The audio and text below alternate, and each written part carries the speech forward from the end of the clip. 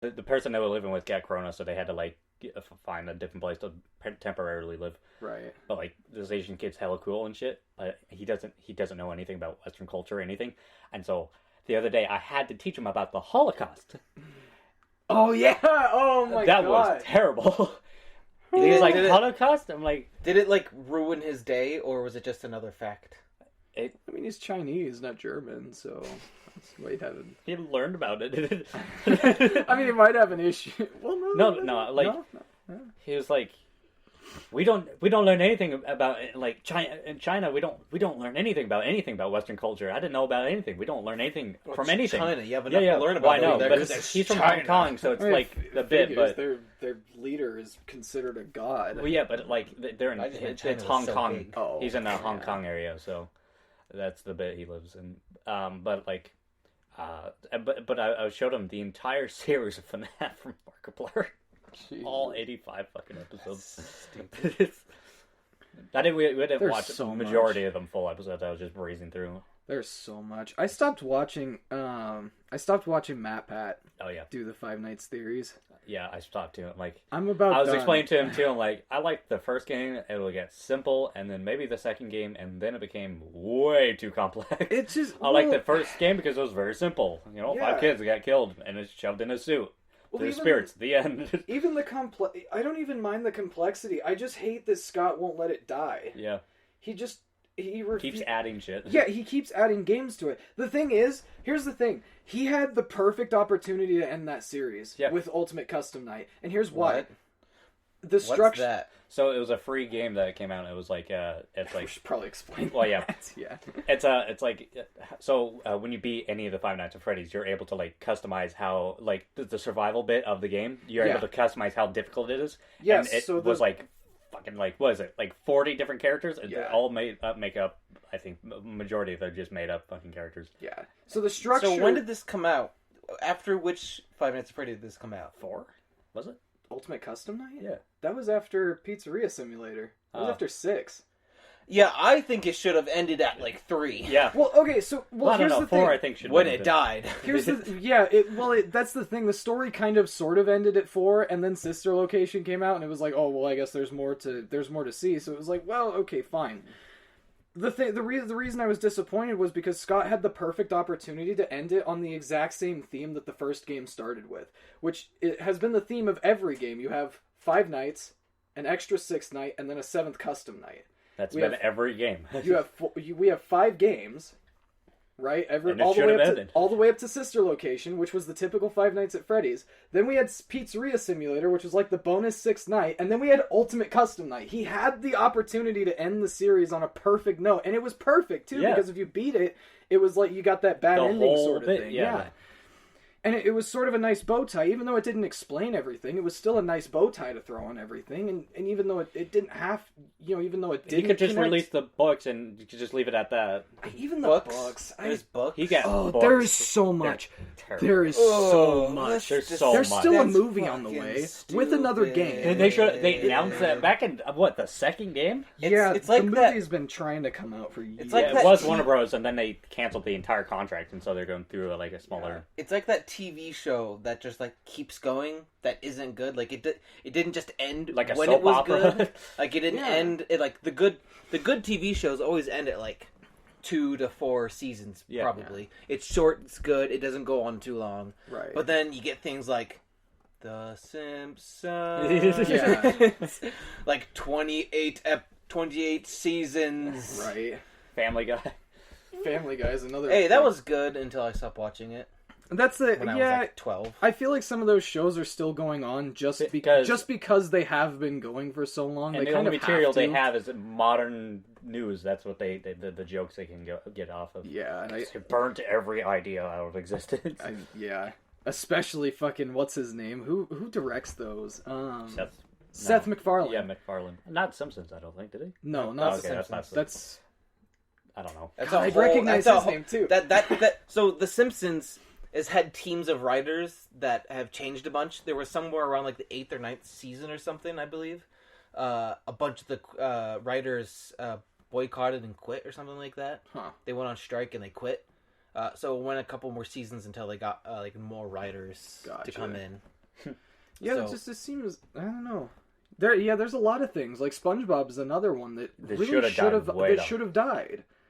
Yeah, and it was just bad to begin with. What was the hell up! I'll murder you. What did Nickelodeon do? What did they? Oh, they made a spin-off series. Oh yeah, Squidward. With Patrick. Oh yeah. They were gonna make it, or I think they already have. I think they've already aired it. But they made a spin-off series with Patrick, which pissed off everyone because Steven Hillenburg's last words was like, "Don't make." Yeah, that was his last request. Do not make a spin-off of the SpongeBob series.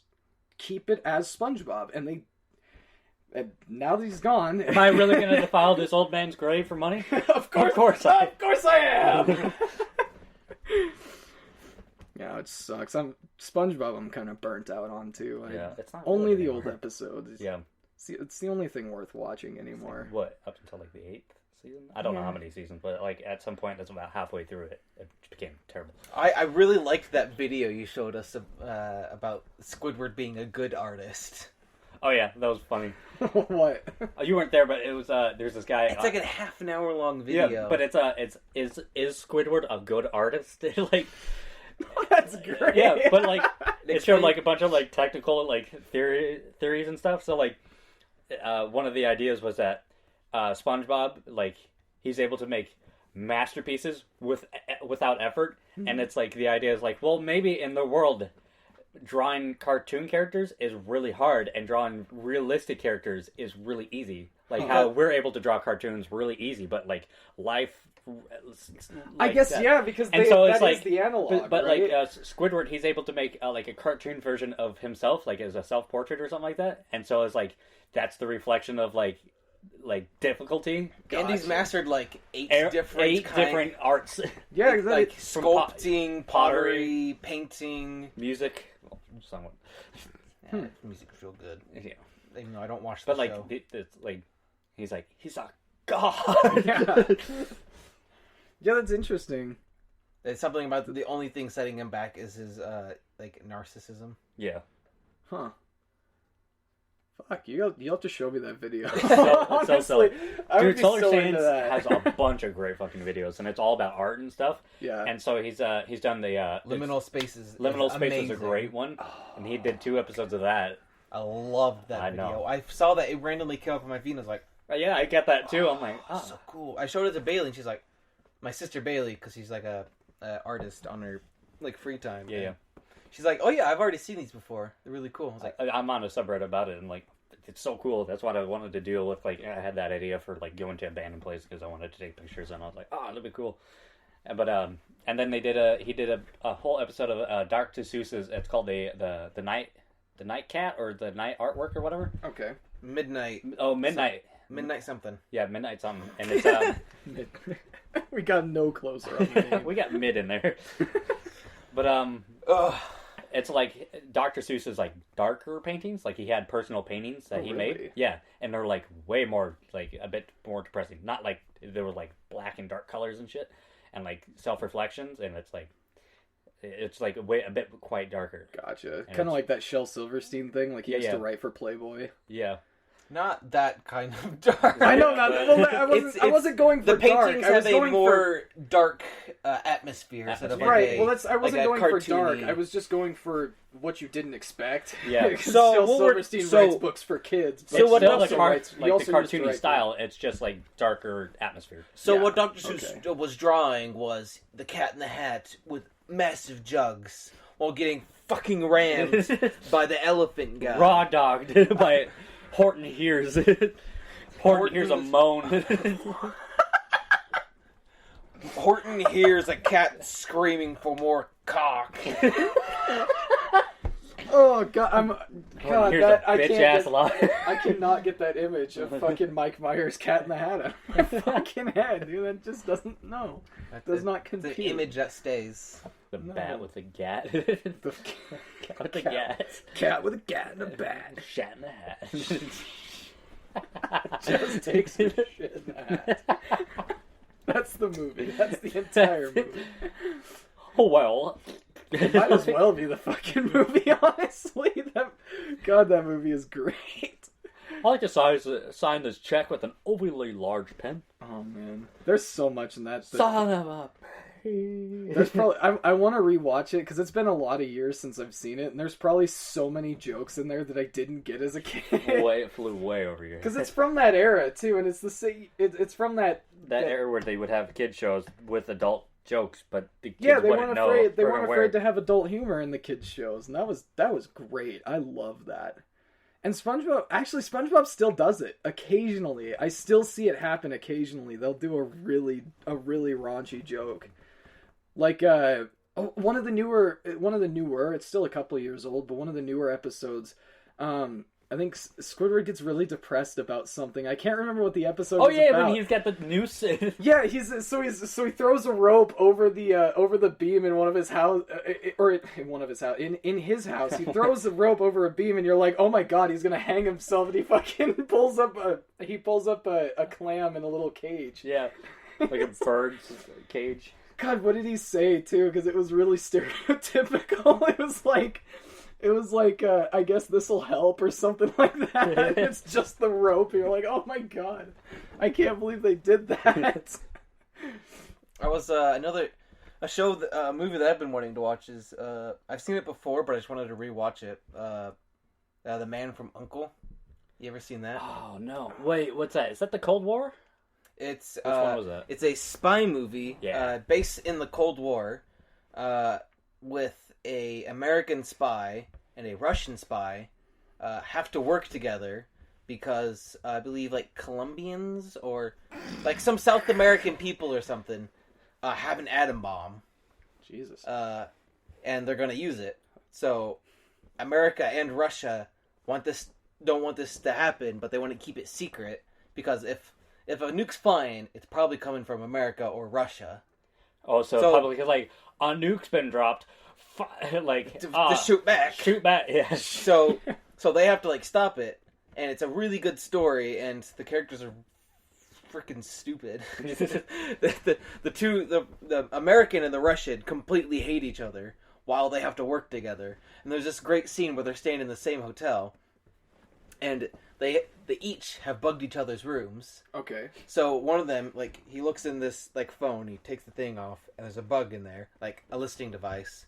So he goes through his entire room, takes all of the bugs out of the room, goes to the other guy's room, and like don't bug my room. And he's talking while he's dropping bugs in his hand, and he's like. And the Russian walks back into his room, walks back out, does the same thing with the bugs that the American put in his room. It's just a really, really good movie. It's made by the same guy that made Snatch. I haven't heard of that either. Rock and Rolla? Nope. I mean, to be fair, I don't watch TV. I've never heard of this. So... I like movies. He's a really good director. He makes some really besides good what movies. I used to watch as a kid, I don't have anything I don't watch anything on TV. Well, it's my mom's favorite director in the world, so obviously I know all the movies. Right. So to me, that's just a fact that is well known. So, have you done anything this week, Dev? Anything interesting going on? Not a whole hell of a lot besides work. I know that we've got a house coming up in Peone. Or, in Peone... Stop. But, no, we got this house... There's this house that Eric's building out in Peone. And the...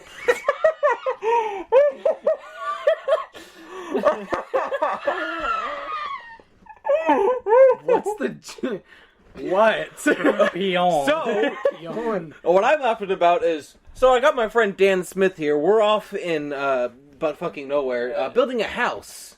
Everyone knows where that is, because this is just a fact I'm stating that everyone would know about. Nobody needs to know where Peone is. Nobody needs to fucking know. Just say, I'm building a house with somebody. Okay, well, no, it's important. It's important to and say. And I'm laughing at Peone. I guess you're right, but it's just funny to hear. So my friend here, we're at the specific place with the specific friend doing a specific thing. Okay. But I'm from here and I don't know what Peone is. I'm laughing because Peone's funny word. It's French. I know. Peone. Okay. Peon. We're out building a house on Peon Prairie. On a prairie.